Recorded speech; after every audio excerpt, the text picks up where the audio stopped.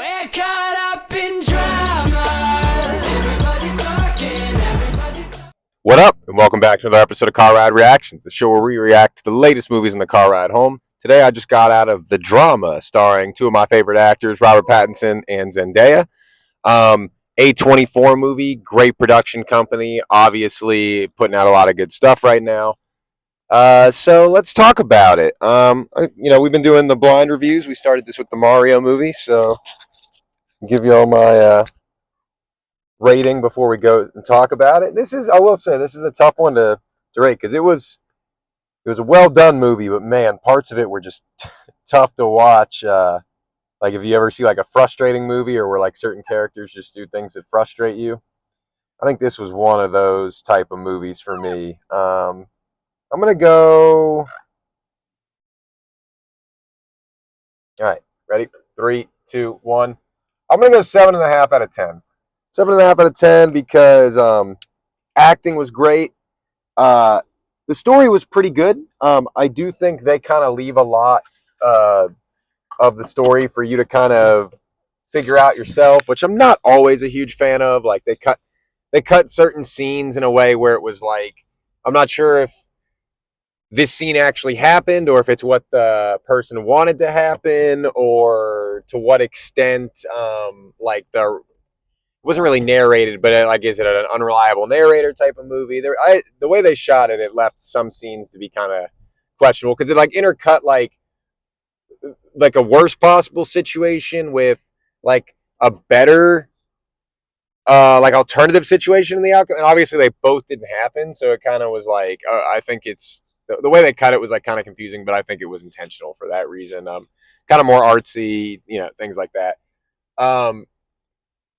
To get into like spoilers now for the movies, like, because I will say I went into this movie, I didn't really know a lot about it. I knew that Robert Pattinson and Zendaya were engaged, or their characters were engaged, Charlie and Emma, and that something was revealed before the wedding that kind of would affect the way they looked at each other. That was about all I knew about the movie. And I kind of, the way they did the trailer, I didn't want to know what it was that affected the wedding. So I went into it pretty blind, and I will say it turned out to be, in a lot of ways, it was exactly the kind of movie I thought it would be. In other ways, it was very different.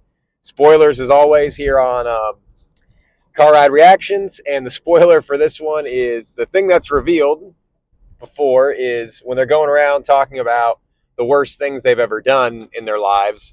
Zendaya's character reveals that she planned for and was close to carrying out a school shooting when she was in middle school.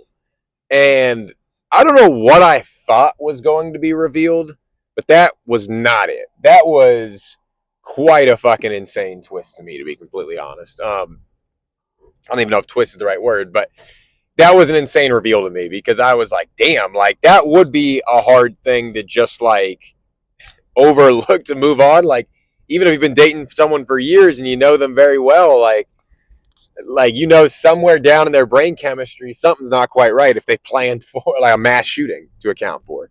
And like when she was trying to explain her reasoning of like why she did it and everything, or like why she planned it and everything, none of the reasonings were very good, or like none of it softened the blow at all. It was just all weird. Like, I do think that would be a tough one for me. So when that gets revealed, it obviously affects the way Robert Pattinson's looking at her, and then he's really going through it, struggling. Like, do I still marry this woman? I do love her, and like as he's kind of in roundabout ways trying to seek guidance from people, everything's kind of telling him he probably should break it off. The funniest line to me in the movie is when he's talking to the girl Misha that he works with, and he's like, even if like he's trying to like if your boyfriend planned out a school shooting, would you do that? Like, what would you do? And she says everything he doesn't want him to say. Like, I'd call the cops. Like, I know what you're supposed to do. And she's like, and he goes, even if you've dated him for years and he had completely convinced you that he's changed and that it only happened when he was younger, he never did it, all that stuff. And she goes, well, yeah, I mean, isn't that exactly what a psychopath would do? And I lost my shit because it was like a good point. Like, if I was Robert Pattinson in that situation, I would have reacted the same way. I'd have thrown my plate and punched my drink too, because fuck, man, like, it's like he probably knew deep down, like, there probably was not the right thing to do to stay with her when he hears that, and then someone just like kind of confirms it out loud for him. But that being said, I do think the way they portrayed Emma's character, I do think that like she wasn't any more psycho than anyone else. I also have a hot take. I want to know, like, you people that are writers, if anyone that's a writer watches this, or you guys know how they go about like metaphors and stuff like that. Here's my take: the fact that they chose like the school shooting thing, or like the fact that she planned a school like a shooting to be her like worst thing she ever did. I think that was actually supposed to be like a metaphor for like baggage you take into relationships. Um, because that's just an extreme thing. Because what an out there thing to pick, you know. So I almost wonder if they did that to make it as extreme as possible, so that the story could tell. Because he gets completely consumed by this information, and he looks at her different, and she's worried that he's looking at her different. His friends look at her different. Like all these things happen as soon as this information is revealed, that I almost wonder if it was like a metaphor for like just people that get it overly consumed with. You find out like maybe you're getting cold feet before you get married, or like something happens at a pivotal point in a relationship that you just can't get over. I feel like this was a metaphor for those type of situations. Y'all let me know if you agree with that. That is kind of a hot take. That's me taking a stab at trying to decipher the art of the film rather than just what's presented to us. But um, that is my take. Uh, let's see, what other thoughts on the movie. Love Robert Pattinson as an actor, man. He was great in this one. It's awesome to see him go. Like the fact that he can be Batman and he can be this guy who was kind of a wimp in my opinion. Like in a lot of points in the movie, like, and be both so well. And like when he was Mickey 17, Robert Pattinson's really grown on my list of actors, man, since I was hating on the Twilight franchise, because I'd never really seen those movies, was not a Twilight guy, was kind of a hater on it. And when I saw Robert Pattinson was going to be Batman, I was really like sleeping on his ability as an actor. And I'm no longer doing that, man. Pattinson's him.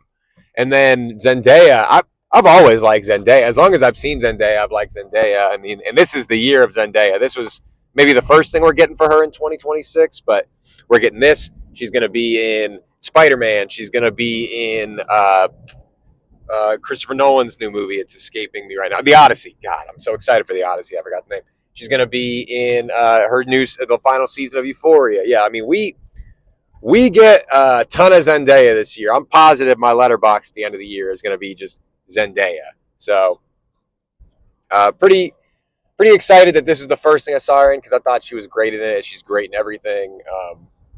I mean, I don't know who doesn't like Zendaya. Y'all people that don't like Zendaya, you're just haters, man. Because she can sing, she can dance, she's good looking. She seems very like relatable and likable when you see like clips of her in person and stuff. Like, I don't know. Y'all that are hating just need to get over it. It's the year of Zendaya, and y'all are just living in it. Uh, let's see. Any other thoughts on the movie for you guys? Any other reaction thoughts on the movie? I mean, it was good. It was a good movie. The biggest reason I gave it a 7.5 was, like I said, I'm not the biggest fan of when they have us fill in the blanks in stories. I just kind of want to be told the story. Like, I'm cool with ambiguous things, but not like too ambiguous. I also points of it, even though the story was so good, points of it were just so hard to watch. Like, not because it was a bad movie, just because of the decisions being made by the characters, which it was great storytelling. This is not knocking the movie, but like, or this isn't knocking movies that do this. But when I'm putting like my hands in my face because it's just so hard to watch the characters make a decision or do something, it means the storytelling is excellent in that moment. But if I'm someone personally that, like, if I'm spending the majority of the movie cringing and being like, what is this person doing? It does take away a little bit from me. So it was more of a personal preference thing that I knocked at a point or a point and a half. And the other one's just, no movie's perfect. I don't give out a lot of tens. Structurally, it's just like there's always, room for improvement for a lot of things. But this was one where there was a few structural things, but I'm also knocking at a point or two just from like the cringe aspect. Like it was less enjoyable at points just because the people were so frustratingly bad decision makers, or They were just stupid or something. Like Robert Pattinson's character was such an understandable character in the movie until the end when he has a moment of weakness and tries to hook up with his coworker. Like at that point, you're just a dumbass. Like I'm putting my hands in my like, what are you doing, bro? You're making this so much more difficult for yourself than it already has been. Anyway, um, that being said, I hope y'all let me know in the comments what y'all thought of this movie. If you didn't watch the movie and you just showed up here to get my review of it, leave a comment. Let me know that too. Engagement always helps. We appreciate you guys watching and following the channel. We got Michael coming up. Ken got us early access screening. I think Niall's going to be back for that. Carly should be there. So we actually, I think, we'll have a 4-person carpool for the first time since him when Will and Kendall were here. So excited for that. Michael should be a good one. I'm expecting a lot of y'all to tune into our Michael recap, and I think that one's going to be a big one at the box office.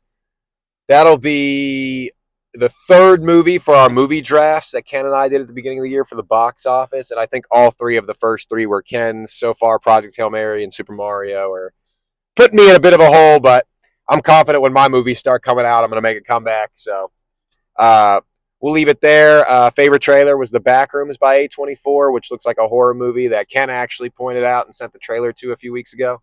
If y'all follow our channel, you know that Ken's not the biggest horror guy, so if he's picking out a horror movie that he wants to see, it's probably going to be a banger. So The Backrooms was the favorite trailer for this one.